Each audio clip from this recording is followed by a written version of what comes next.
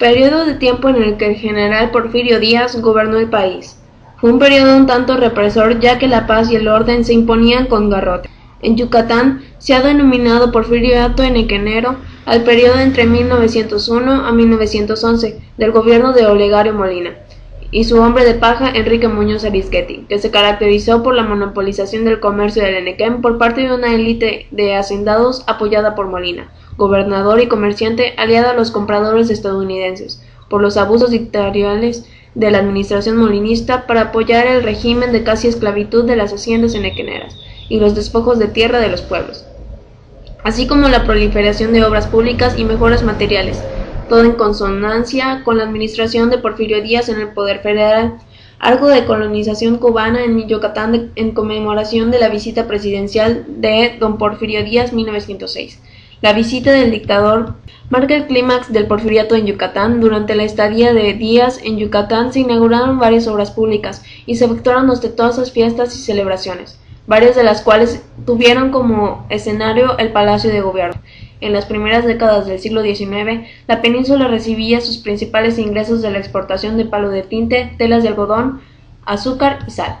El más valioso en ese tiempo era el palo de tinte, cuando por varias razones el mercado empezó a ser desfavorable a estos productos. Se dio principio al fomento del Enequén. Para 1846 el Enequén ya era el segundo producto de exportación y empleaba más fuerza de trabajo que ninguna otra labor en Yucatán.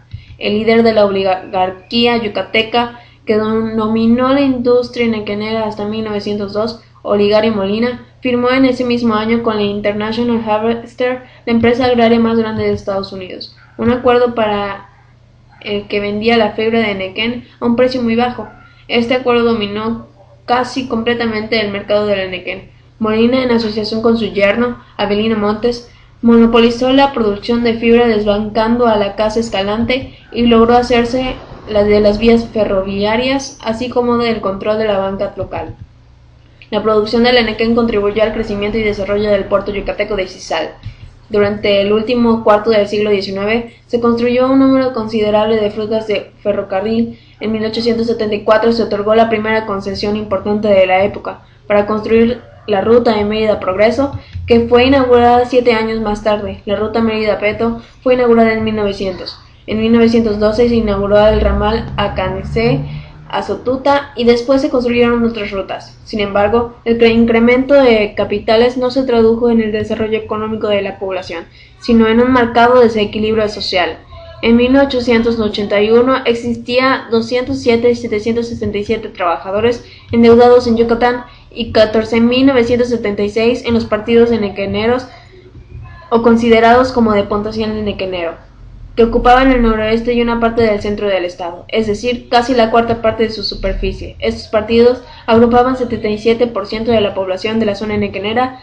Era considerado como indígena. A los peones les pagaban cada mes 2 fichas de cobre, latón o de plomo.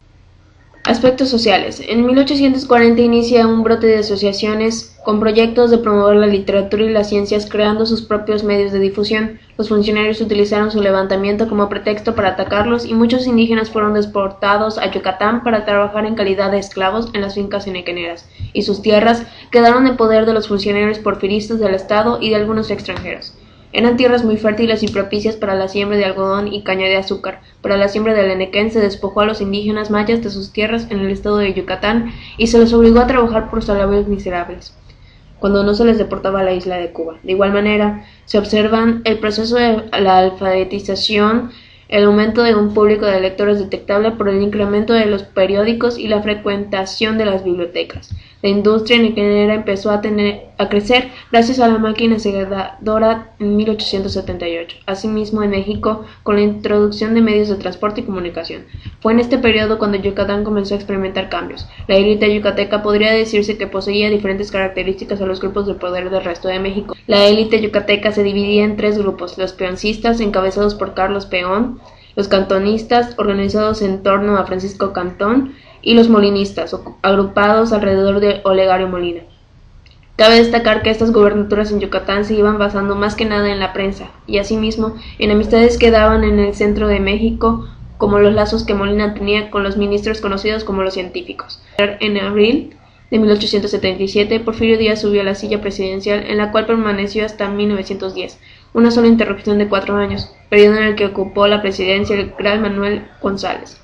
Es curioso saber que Díaz llegó al máximo poder enarbolando el Plan de Tuxtepec, con el cual uno de los puntos centrales a defender era la no reelección. El porfiriato se caracterizó en Yucatán por auge de la industria nequenera en el noroeste del estado y el repunte del cultivo de caña de azúcar en el sur y oriente. El desarrollo de la red ferrocarrilera. En Yucatán se ha denominado el porfiriato nequenero, al periodo entre 1902 y 1911.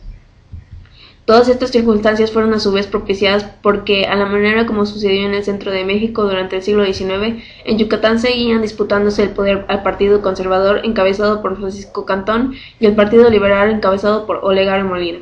Los liberales, heredados de Cepeda Peraza y del Instituto Literario, se hicieron cargo del gobierno de 1902 e iniciaron con Molina y después con Muñoz Arismendi un gobierno que solo caería con la revolución. Cabe destacar que el crecimiento económico de la era porfirista se consideraba como un crecimiento hacia afuera, pues los sectores de producción como Yucatán alcanzaron el desarrollo más alto y fueron los dedicados al comercio exterior. En 1887, la decisión de los indígenas yucatecos por solicitar la protección de la Gran Bretaña generó tensiones diplomáticas que concluyeron con los tratados Spencer-Mariscal. La guerra de castas provocó que el gobierno solicitara un préstamo del Banco Nacional. En 1901 se genera un plan en Yucatán con fines económicos y regionales, que constaba de la separación de la parte oriente de Yucatán para formar un distrito. Este plan provocó la separación de la parte oriental de Yucatán y dando origen al estado de Quintana Roo. El Teatro Peón Contreras se construye en el periodo del Porfiriato, siendo más específicos 1900 a 1908, por la empresa teatral de Mérida, bajo la dirección de arquitectos italianos. Este edificio es de estilo neoclásico francés. En 1909 es transferido a la empresa de Teatro Peón Contreras. En 1977 es declarado monumento artístico. Paseo de Montejo se inaugura en 1888 y con ello un nuevo modelo de desarrollo urbano de carácter lineal inspirado en modelos europeos y metropolitanos de las grandes ciudades. Los hacendados comenzaron a abandonar sus casonas dentro de la ciudad para construir nuevas en los paseos y avenidas que se crean para tal efecto. En este podemos encontrar las mansiones de Villa Beatriz, Casa Molina Duarte, Casa Vallés, en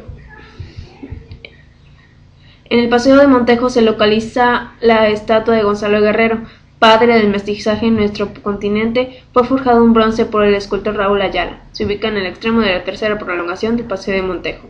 El Palacio Cantón fue construido en la época del Porfiriato, como residencia de la familia del general Francisco Cantón Rosado, militar que destacó en los enfrentamientos de la Guerra de Castas.